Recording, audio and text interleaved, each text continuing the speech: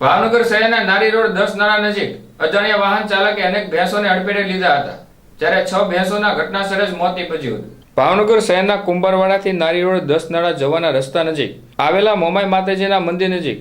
અજાણ્યા વાહન ચાલકે બેફિકરાઈથી વાહન ચલાવી રસ્તા પર જતી ભેંસોને અડફેટે લીધી હતી, જ્યારે 6 જેટલી ભેંસોના મોત નીપજ્યા હતા, જ્યારે માલધારી સમાજના લોકો ભારે રોષે ભરાયા હતા.